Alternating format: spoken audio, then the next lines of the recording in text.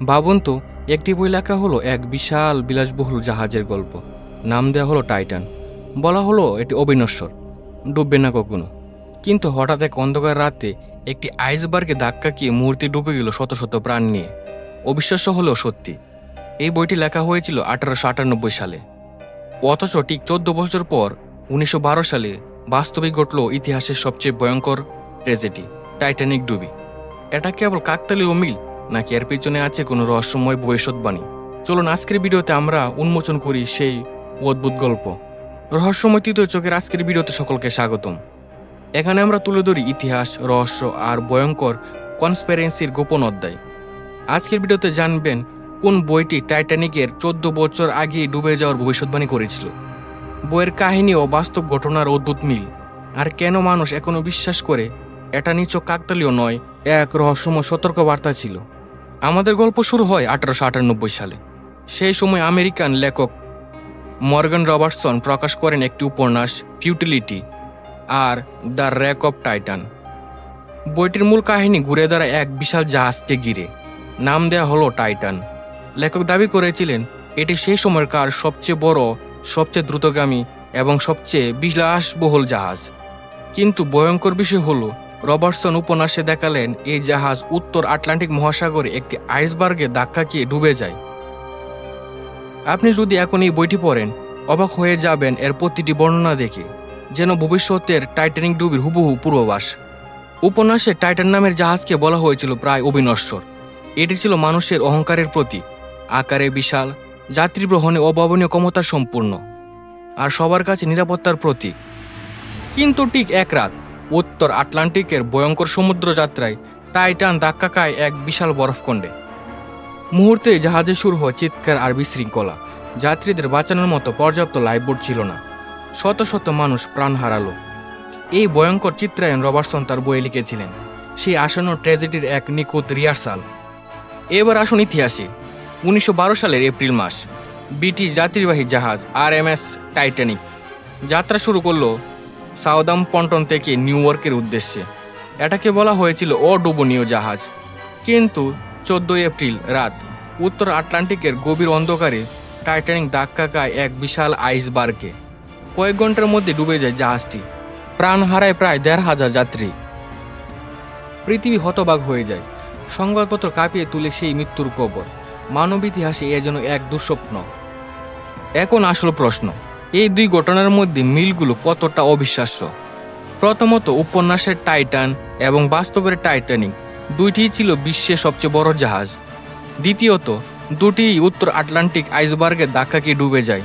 তৃতীয়ত, দুইটিরই লাইফবোটের সংখ্যা ছিল যাত্রীদের জন্য অপর্যাপ্ত।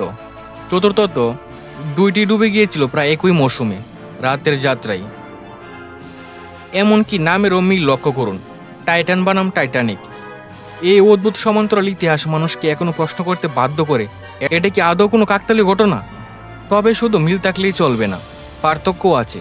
রবার্টসনের টাইটানের জাহাজের প্রযুক্তিগত কিছু বর্ণনা টাইটানিকের সঙ্গে পুরোপুরি মিলে না। টাইটানের আকারও কিছুটা আলাদা ছিল। এছাড়া উপন্যাসে ঘটনার তারিখ, স্থান ও অনেক খুঁটিনাটি ডিটেল ভিন্ন। ইতিহাসবিদরা বলেন 1920 শতকে অনেক লেখকই বড় জাহাজ ডুবে যাওয়ার গল্প লিখতেন, তাই রবার্টসনও হয়তো সেই ধারায় অনুসরণ করেছিল। কিন্তু টাইটানিক ডুবে যাওয়ার পর এই কাহিনীর জন্য নতুন করে আলোয় আসে।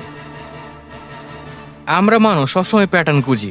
কোন ঘটনার সঙ্গে পুরনো কিছুর মিল খুঁজে পেলেই মনে হয় একটা ভবিষ্যৎবাণী। টাইটানিকের মতো বিশাল ট্র্যাজেডি ঘটনার পর যখন মানুষ দেখল 14 বছর আগে লেখা বইতে প্রায় একই রকম দৃশ্য বর্ণিত ছিল, তখনই সৃষ্টি হলো রহস্য, কনস্পিরেসি আর অবিশ্বাসের আলোচনার। মনোবিজ্ঞানীরা বলেন এটাকে বলা হয় প্যাটার্ন রিকগনাইজেশন। আমরা যেখানে মিল পাই সেখানে রহস্য আর ব্যাখ্যার সন্ধান করতে শুরু করি। এই ঘটনার সঙ্গে অনেক কনস্পিরেসি থিওরিও জড়িয়ে আছে। কেউ বলে রবার্টসন নাকি ভবিষ্যৎ দেখতে পারতেন, কেউ আবার দাবি করেন তিনি হয়তো কোনো গোপন তথ্য জানতেন। আবার কারো মতে টাইটানিকের ডুবে ছিল পরিকল্পিত, আর বইটি ছিল তার ইঙ্গিত। অবশ্য ইতিহাসবিদরা এসব দাবি উড়িয়ে দেন। তাদের মতে এটা ছিল শুধু কাকতালীয় মিল। কিন্তু রহস্যপ্রেমীরা মানতে চায় না এই ঘটনা, কারণ প্রতিটি মিল যেন ছিল খুব হুবহু মিল। গবেষক ও ইতিহাসবিদের মতে ফিউটিলিটি ছিল কেবল একটি উপন্যাস, যেখানে কাকতালীয়ভাবে টাইটানিকের সঙ্গে মিলে গেছে কয়েকটি ঘটনা। বিশ্লেষকরা বলেন এটা ভবিষ্যৎবাণী নয়, বরং সাধারণ গল্প বলার ধারা, যেটা বাস্তব ঘটনার সঙ্গে মিলে গেছে। কল্পনা করুন 1898 সালে এক পাঠক বসে আছে কেরোসিন বাতির নিচে, হাতে ফিউটিলিটি। তিনি পড়ছেন এক বিশাল জাহাজ টাইটানের গল্প, যা রাতের অন্ধকারে ডুবে যাচ্ছে বরফখণ্ডে ধাক্কা খেয়ে। পাঠক হয়তো কল্পনা করতে পারেনি ঠিক 14 বছর পর বাস্তবে ঘটবে হুবহু একই দৃশ্য, ঠিক এরকম চিৎকার, এরকম বিশৃঙ্খলা, আর একই রকম পরিণতি, অগণিত মৃত্যু। সব শেষে বিশ্লেষকরা বলেন এটা হয়তো শুধু সম্ভাবনার খেলা। বিশাল জাহাজ ডুবে যাওয়ার গল্প তখনকার যুগে নতুন কিছু ছিল না, আর সমুদ্রযাত্রায় আইসবার্গের ঝুঁকি সবাই জানত। তাই রবার্টসনের লেখা ভবিষ্যৎবাণী নয়, বরং অভিজ্ঞতার ভিত্তিতে তৈরি করা গল্প। কিন্তু মানুষ যখন ভয়ঙ্কর ট্র্যাজেডির পর মিল খুঁজে পায়, তখন সেটাকে রহস্যময় পূর্বাভাস মনে করতে ভালোবাসে। এখন প্রশ্ন আপনাদের কাছে, আপনারা কি মনে করেন, এই মিলগুলো শুধু কাকতালীয় নাকি সত্যিই কোনো রহস্যময় ভবিষ্যৎবাণী? কমেন্টে লিখুন কাকতালীয় নাকি ভবিষ্যৎবাণী, দেখি কারা বেশি। সংক্ষেপে বলে 1898 সালের ফিউটিলিটি আর 1912 সালের টাইটানিক ট্র্যাজেডির মধ্যে মিল যতটা বিস্ময়কর, পার্থক্য ততটাই গুরুত্বপূর্ণ। ইতিহাসবিদরা বলেন এটা কেবল কোইন্সিডেন্স, কিন্তু রহস্যপ্রেমীরা বলেন না, এর ভেতরে লুকিয়ে আছে কোনো অজানা গোপন বার্তা। শেষ পর্যন্ত সিদ্ধান্ত আপনার, আপনি কোন দিকটা বিশ্বাস করবেন। এই ছিল আজকে রহস্যময় কাহিনী, টাইটানিকের অদ্ভুত ভবিষ্যৎবাণী।